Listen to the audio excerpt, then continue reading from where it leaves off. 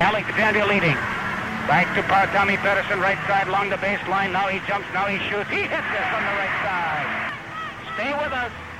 This is going to be a dandy. 19-game winning streak. Undefeated Wilmer against Alexandria with a record of 15-4. They defeated Alexandria twice during the year, but this is the big one. And this ball club from Alexandria, win or lose, have played absolutely fantastic. Just a whale of a ball game. With 8 seconds to go, 52 to 52. Front court. Remember, Wilmer has not been beaten in 19 straight. They've defeated Alexandria 2 times. 52 to 52. 8 seconds remaining in the ball game. Alexandria Cardinals will have the ball in their front court. And here they go. Here they go. Hang with me. The ball is handed to Nodlin. And he throws the ball in. And it's into Paul Dean. Paul Dean is going to drive. He puts it up there. He scores! 2 seconds. Alexandria wins. Alexandria wins. 54 to 52. 54 to 52. The Alexandria Cardinals upset the Wilmer Cardinals.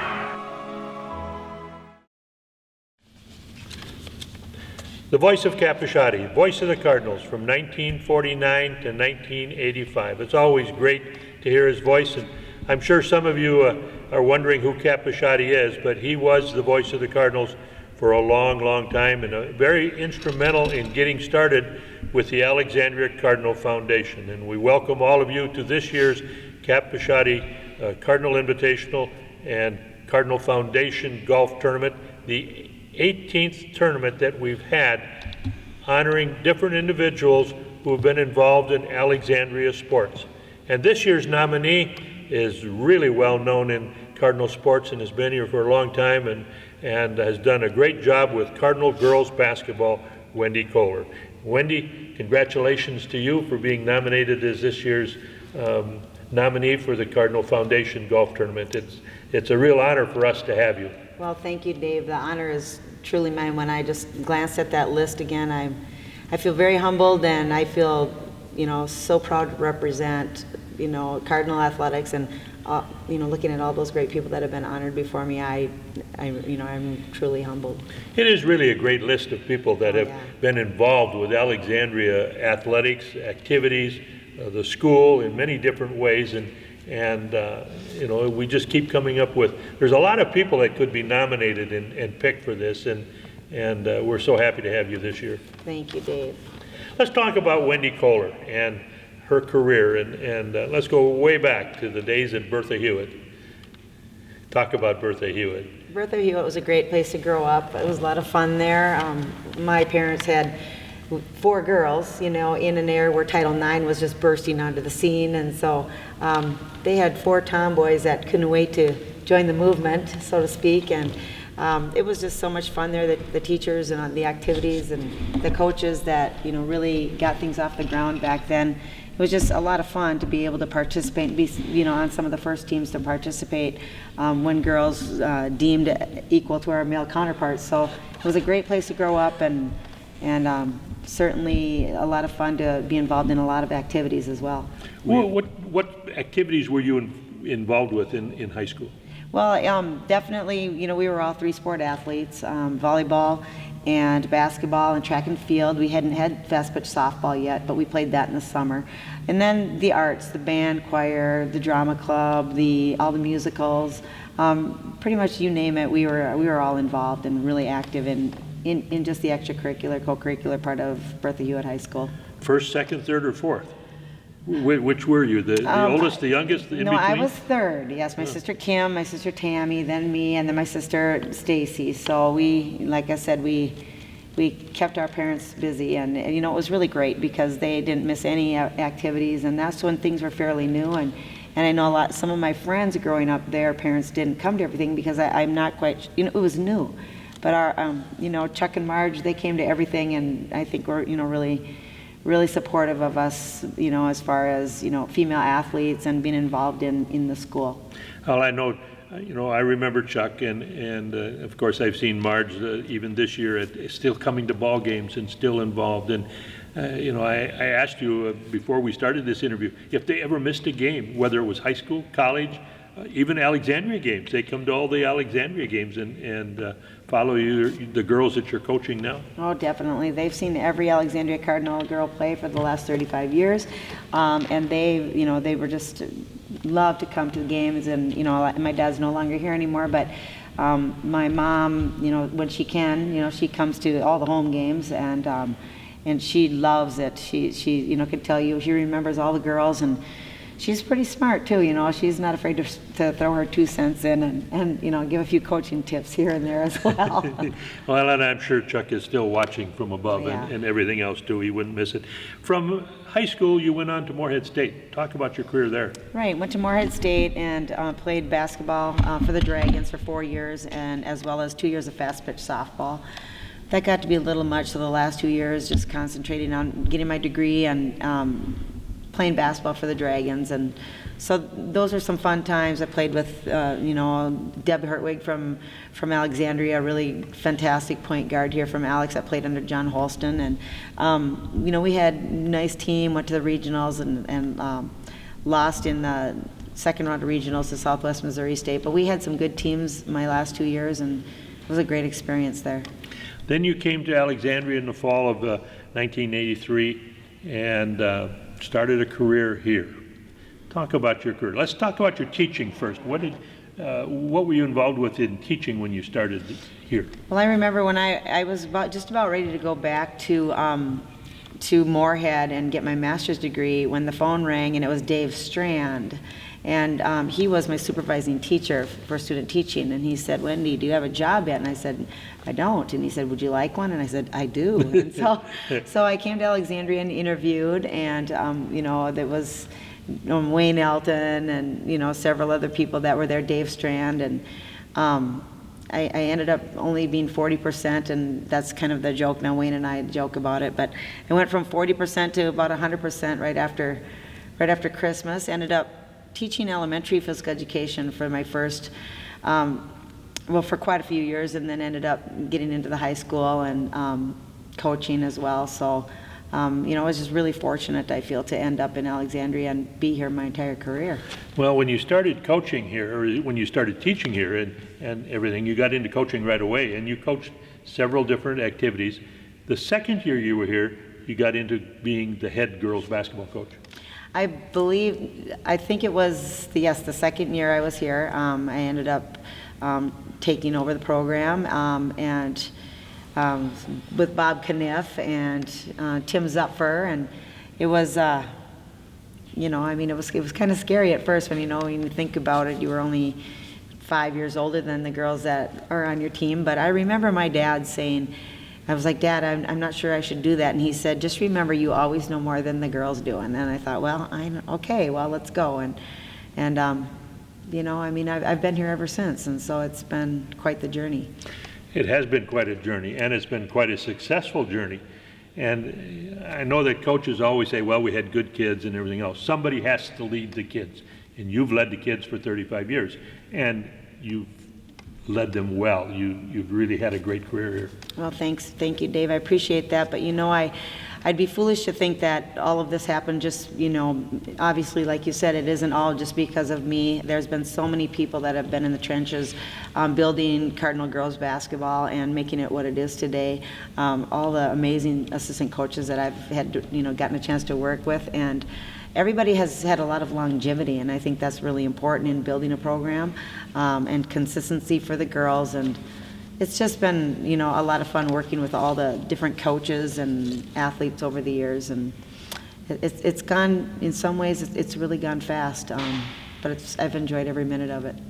Took 4 or 5 years for you to get them to the state tournament, but back in 1988, we made our first trip there and played at the old Met Sports Center, and things really got on a roll from that point on. It did. That was I remember that. Back then, that was when nobody beat the Little Falls Flyers and Jerry Cool and the gang. And Yeah. we had a good game plan. We had some really nice athletes, and Shannon Monahan, Stuffy Alto, Trisha Voracek, and Linnell Hardy, Jenny Aggie, and we just had a lot of really good kids, and we knew that if we could control things, we might have a chance. We handle the ball, handling their pressure that they were so well known for, that we might have a chance. And when we beat them by 1 at Hallenbeck Hall, that was really fun. And once our kids got a taste of that, I think it was just a snowball effect. That the girls just fed off of that. We go down to the state tournament. It's at the old Met Sports Center. Have to go overtime in our first game. In fact, we score a basket right at the end of the ball game to send it to overtime. We did. We played Rosemont, who was the favorite that year, and was the luck of the Irish. I remember Shannon Monahan hit that big 3 right in the corner, and sent that thing to overtime. And we ended up losing in overtime, and that was a tough one. I remember the girls. I could barely get them out of the locker room. They were just so devastated, but I'm like, let's go back and win this consolation championship for Alexandria, and they did. You make 8 more trips to the state tournament over the years, including a state championship, beating Minneapolis North on the Williams Arena floor. It was a lot of fun, too. I remember, again, they were killing everybody by 40, 50 points that year, and we just, felt confident. Sarah Ekdahl, Sarah Garris, and Kate Height, and Carly Spencer, and Shannon Diedrich, and I don't want to leave Leah Schultz. I don't want to leave anybody out, but that was quite a group of competitors. And I remember we first of all had the dramatic win in the outstate game up at Hibbing, where we beat Hibbing on the buzzer beater by Shelley Schoeneck.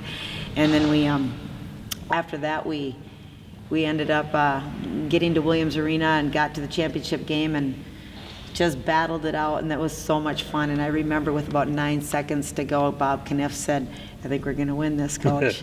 And I looked up and I'm like, wow, we're going to actually win the state tournament. And so that was just a lot of fun. But those girls were such great competitors, and it was really a great moment for Alexandria. We talk about 9 trips to the state tournament. There were 15 times where you were runner-up in the section. So we've been in the section finals, 24 times over 35 years. That's quite a record. Well, the thing is, it's like, it's the goal every year, is to get to the state tournament. And I always tell the girls, somebody has to get there, so why not be us? And I think, the program has, the girls have expectations, and they've been watching it since they've been little girls, and they just know the way there, and they know what it takes to get there. And you've become the winningest female basketball coach in Minnesota. Yeah, I've been around for a long time, I think, Dave. But I think the thing is too, it's tough for women when they're coaching and raising families, and it's tough sometimes to manage everything. Get dinner on the table, take care of a household, and teach a full-time job as well as coach a head sport, and so it sometimes can be really demanding and really tough. And then you forget about taking kids to confirmation classes and coaching traveling tournaments. It's just a little overwhelming. So I feel blessed and lucky to have been here and to be able to craft what I really love to do over so many years. With all of the wins and the success that you've had over 35 years here in Alexandria, you've been named to several Hall of Fames. First of all, the Dragon Hall of Fame, Morehead State, the Minnesota Girls Basketball Coaches Association Hall of Fame, the Minnesota Coaches Hall of Fame, which includes all activities. And right now you're a finalist as the National Coach of the Year.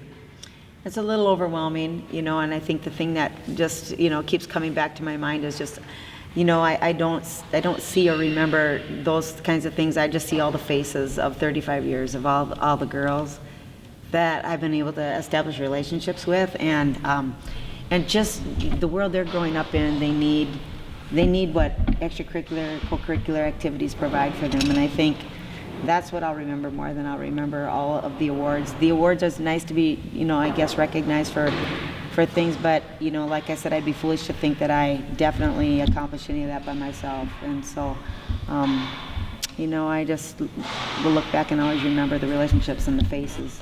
And along the way, you also got to coach your own daughter and, of course, watch your son play basketball at the same time. Talk about watching your son and coaching your daughter. Well, actually it was really fun because I got to coach Chase's traveling crew from kindergarten up until 8th grade, and so that was so much fun to be able to coach the boys as well. And then, coaching Kendall's crew all the way up through until you know, it was just so much fun because Chase got to experience a state tournament, in section championship and a state tournament in 2014.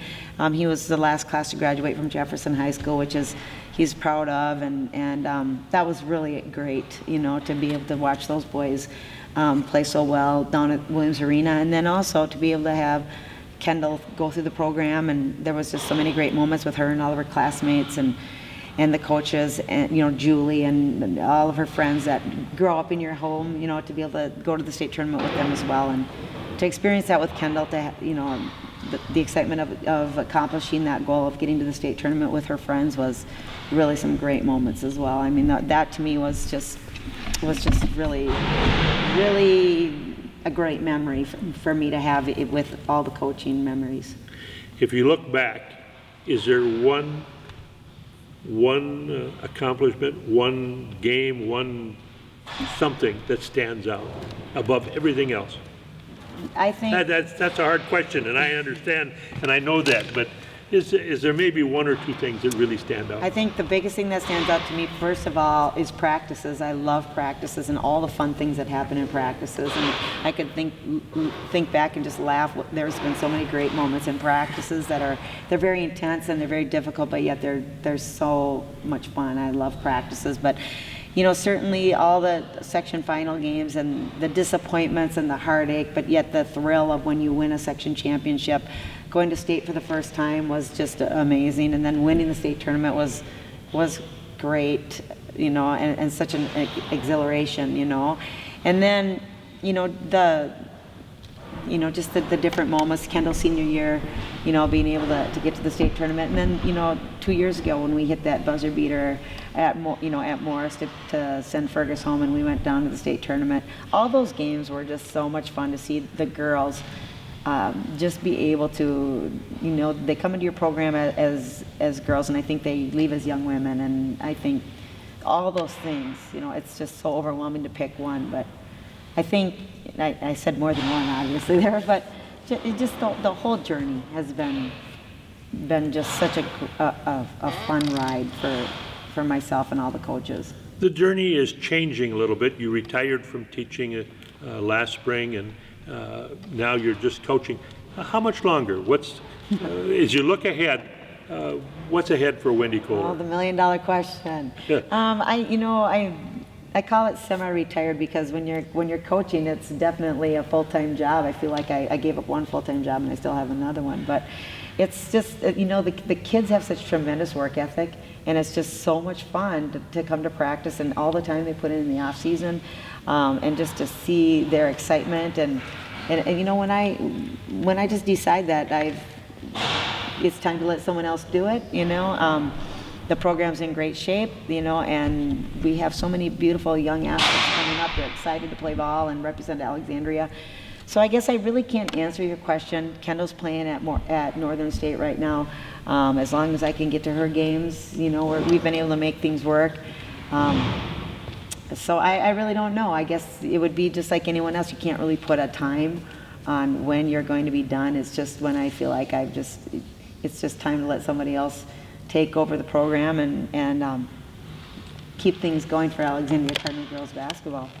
We've just scratched the surface of Wendy Kohler, who is our 2019 Cap Bishotti Alexandria Cardinal Athletic Foundation nominee, and we could talk for another hour about all the things that have happened with Wendy Kohler. But Wendy, again, our congratulations, and best of luck in the future to you, and keep it going. Dave, thank you so much again for just giving me this great honor to be able to represent all these fantastic people from the Cardinal legacy. I'm very humbled and honored, so thank you.